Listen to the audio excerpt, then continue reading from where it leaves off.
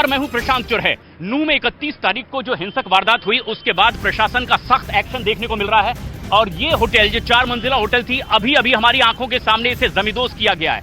बताया जा रहा है कि ये एक ऐसी जगह है जो लगातार निशाने पर भी थी, अवैध निर्माण था। लेकिन 31 जुलाई सोमवार के दिन जिस तरीके से इस जगह से यहाँ पर पेल्टिंग हुई थी, उसके बाद से लगातार इस होटल मालिक की भी पहचान करने की कोशिश हो रही थी, उसे पकड़ने की कोशिश हो रही थी, लेकिन वो फरार चल रहा है। और बताया ये जा रहा है कि अब आखिरकार इस तरह से एक्शन देखने को मिला है। ये तस्वीरें मेरे सहयोगी दिखाएंगे किस तरीके से 31 जुलाई के दिन जब यहां से शोभा यात्रा निकली तो जम करके पथराव हुआ और आगजनी हुई। और ये देखिए अभी भी उसके कई ऐसे निशान हैं इस सड़क पर बाकी हैं। मेरे सहयोगी युगल दिखा रहे हैं कि किस तरीके से जबरदस्त आगजनी हुई थी। यहाँ पर साइड में ही यहाँ पर कई ऐसी गाड़ियां अब भी मौजूद हैं जो पूरी तरीके से नेस्त नाबूद कर दी गई थी। 31 जुलाई सोमवार के दिन में बताया जा रहा है कि मेवात ब्रजमंडल की ओर से जलाभिषेक शोभा यात्रा का आयोजन किया गया था और उसके बाद जिस तरीके से जबरदस्त पथराव शोभा यात्रा पर हुआ, आरोप ये लग रहे हैं कि बकायदा योजना बनाकर के शोभा यात्रा पर इस तरह से हिंसक वारदात को अंजाम दिया गया, जिसके निशान यहाँ पर मौजूद हैं।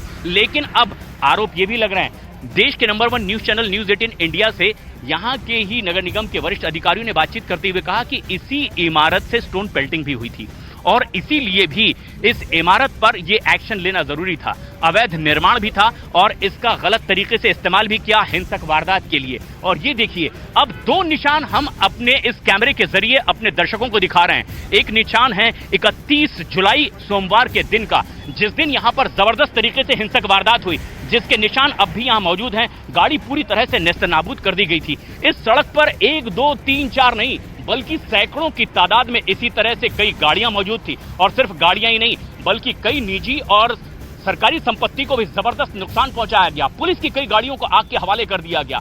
थानों में अभी भी ऐसी कई गाड़ियों का अंबार लगा हुआ है। लेकिन इस एक निशान के बाद आज वो दूसरी निशानी बताया जा रहा है कि जिस होटल में स्टोन पेल्टर रुके हुए थे, शोभा यात्रा जब सड़क से निकल रही थी, इसी होटल से यहाँ पर पथराव भी किया गया था और उसके बाद इस इमारत पर अब एक्शन लिया गया है। बुलडोजर के जरिए इसे पूरी तरीके से कर दिया गया है और ये इस वक्त की एक बेहद अहम और बड़ी खबर भी है। अब नूह में आज तीसरे दिन लगातार प्रशासन का सख्त एक्शन देखने को मिल रहा है। तीसरे दिन भी बुलडोजर से ये कार्रवाई नूह में देखने को मिल रही है। 31 जुलाई सोमवार के दिन जिस तरह से मेवात ब्रजमंडल की ओर से जलाभिषेक शोभा यात्रा का आयोजन किया गया था और उसके बाद यहां जबरदस्त हिंसक झड़प हुई और कई गाड़ियों को, संपत्ति को आग के हवाले कर दिया गया था।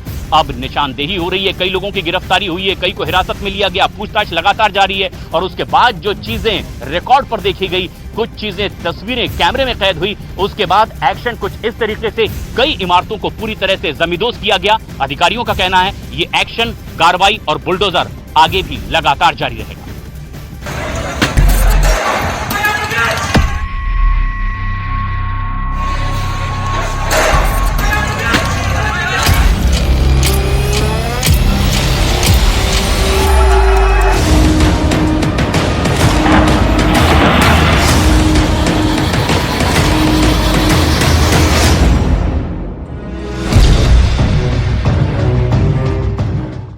नूह की ये सड़कें उस दिन की गवाह हैं जब नफरत की चिंगारी से इन सड़कों पर विद्रोह की ज्वाला धधकी थी। नूह के कोने कोने में सांप्रदायिक सुर बुलंद हो रहे थे।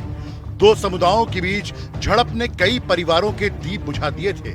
लेकिन अब उस हिंसा का जवाब होगा, अब उस हिंसा का हिसाब होगा, क्योंकि हिंसा के गुनहगारों के आशियानों के सामने बुलडोजर तैयार है और बुलंद इन मीनारों को किसी तिनके की तरह मिट्टी में मिलाने की कोशिश की जा रही है। अवैध अतिक्रमण पर बुलडोजर कार्रवाई के लिए पहुंच चुका है और नफरत के उन ठेकेदारों पर कार्रवाई की जा रही है।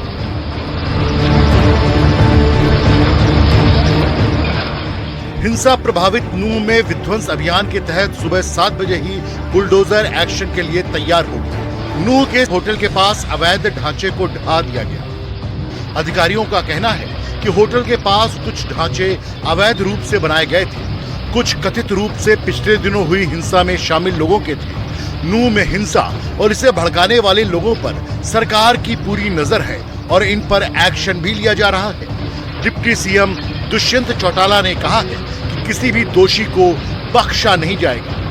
संज्ञान में है, 102 एफआईआर हो चुकी है अनेकों लोगों को रिमांड पर भी और जुडिशियल कस्टडी में भी भेजा गया है।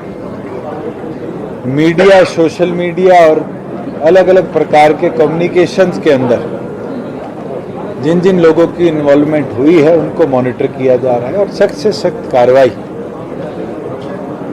मुझे लगता है हम ही नहीं सभी लोग चाहते हैं कि उन लोगों के खिलाफ हो जिनने हरियाणा जैसे अमन शांति वाले प्रदेश में इस तरह की घटना को उकसाया है। हरियाणा में हुई सांप्रदायिक झड़प के बाद सरकार एक्शन में है। नूंह के डिप्टी कमिश्नर को हटा दिया गया है। पूरे हरियाणा में अब तक 104 मामले दर्ज किए गए हैं। करीब 216 गिरफ्तारियां हुई हैं और 83 लोग हिरासत में हैं।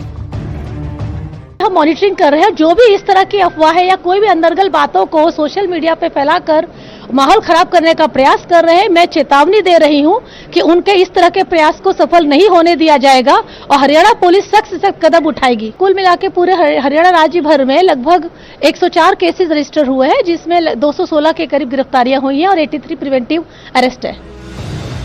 हरियाणा में हुई हिंसा के बाद धीरे धीरे शांति लौट रही है। इस बीच सरकार सख्ती के मूड में नजर आ रही है।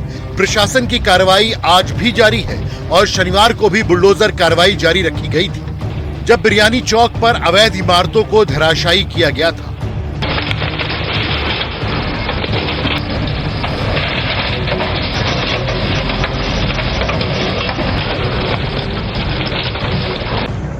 नूंह के सर्किट हाउस में पुलिस के आला अधिकारियों ने कांग्रेस और बीजेपी के बड़े नेताओं से मुलाकात की। हरियाणा में शांति बनाए रखने की हिदायत दी।